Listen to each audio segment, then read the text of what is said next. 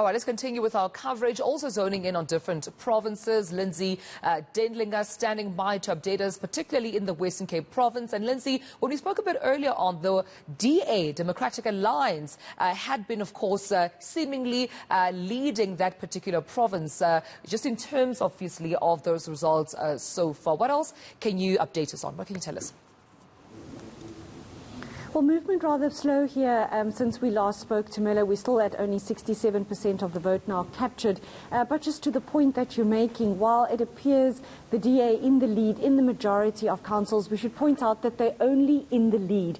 They have not managed to maintain their majority over many councils already captured. At least 14 hung councillors in this province to Melo. And what that's going to mean is that they're going to have to do some very fancy footwork and get out all that paperwork that they started the coalition with here in Cape Town to move that to other municipalities across the province if they want to strengthen their lead. And so that would, I would think, for them this morning be the really concerning point where they are leading just over 40% in most cases in the municipalities that they have managed to clinch. But as I said, having lost a lot of ground since the last election in terms of outright majorities in those councils where they are now in the lead.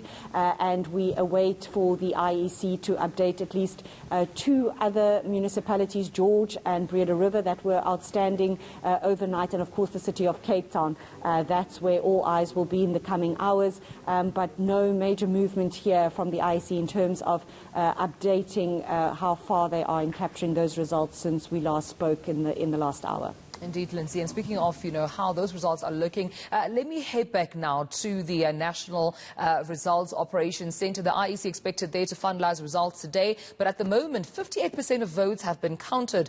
Masego Ratlaga is at the National Results Operations Centre in Pretoria, joining us now. And perhaps, Gareth, that's what you'll be looking at, right, with Masego, just in terms of where we are nationally, what those numbers are looking like, even at 58% vote accounting so far. Yeah, and for those who joined us about an hour ago, Toombs, we spoke about how we're sitting on that 58% at the moment, and I don't want to lie to anybody, it hasn't moved.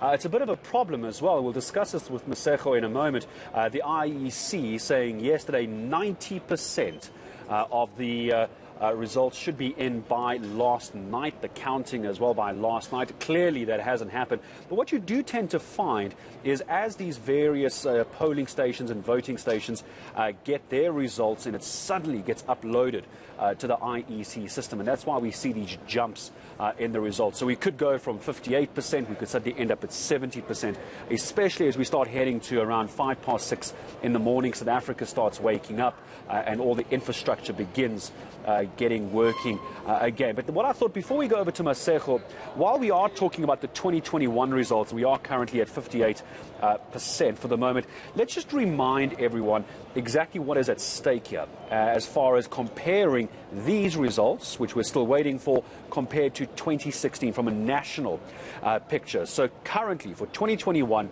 the votes aren't all counted. The ANC leading 46.42%. The Democratic Alliance, 22.25%. The EFF, 10.09%. There's our board for you.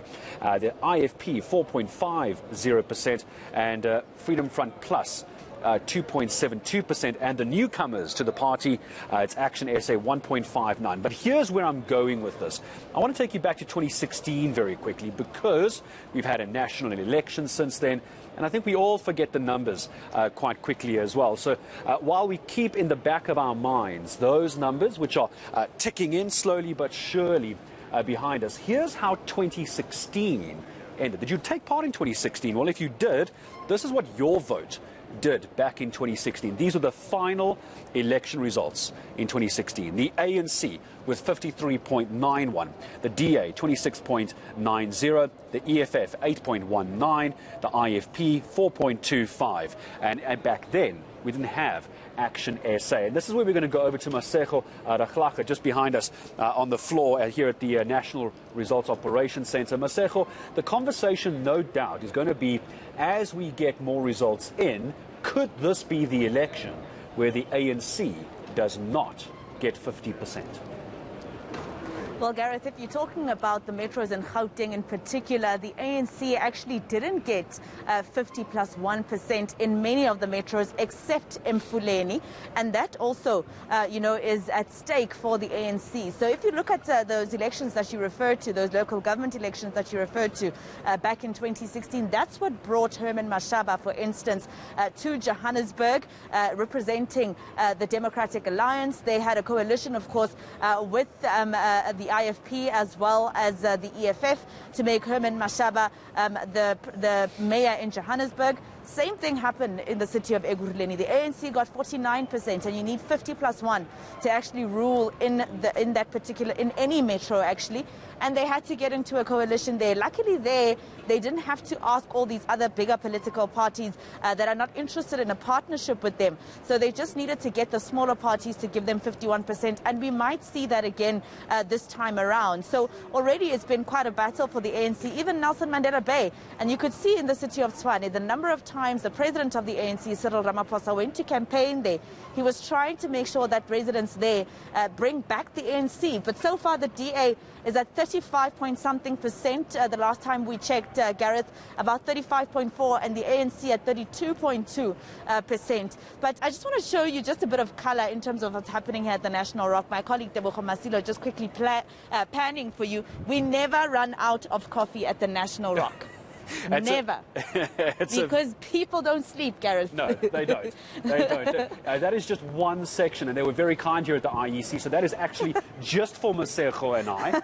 No one else is allowed to go near that coffee station at all. They've left the coffee for everybody else on the other side as well. But it just shows the kind of planning, doesn't it, Masego, that's gone into the Results Operations Centre here in Pretoria as well. Because while you and I, we went home, maybe caught a few hours of sleep along with our technical teams, well-earned rest, the people behind you, the IEC officials, they haven't stopped. I think they've been getting coffee through a drip the last 48 hours.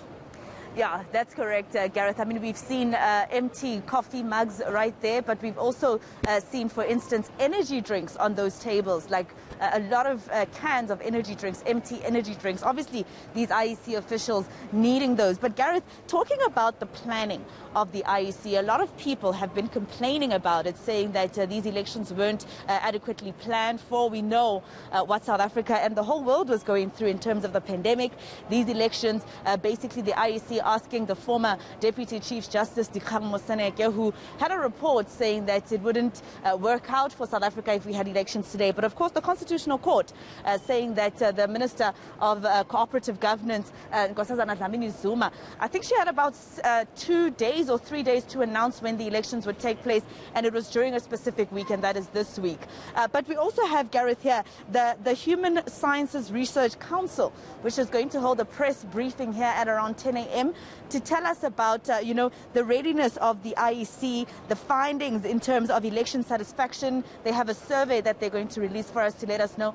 But looking at the voter turnout, Gareth, that was quite disappointing, not just for the IEC, but political parties as well. I mean, Gauteng alone, in 2016, 58% of the registered voters did pitch to vote in 2016. This time, only 40.1%. And this province is the province with the most registered voters. So that's also going to be something that will be interesting. And whether really the IEC did prepare on time, especially when you're looking at the fact that, like you said, they said 90% yesterday of the counting would be done. But here we are today at only 58. Yeah, I was supposed to be reaching the end of these elections and get the results by the end of today. Some were planning Masego, but it looks like, if the timing is anything to go by, I'd be well surprised if we suddenly get up to 90% by the end of today. But I hope I'm wrong, of course. Masego Rakhlaga on the floor for us here at NROC in Tshwane. It's the Results Operations Centre, the national picture for you. Tumelo, just before I come back to you, we are in Tshwane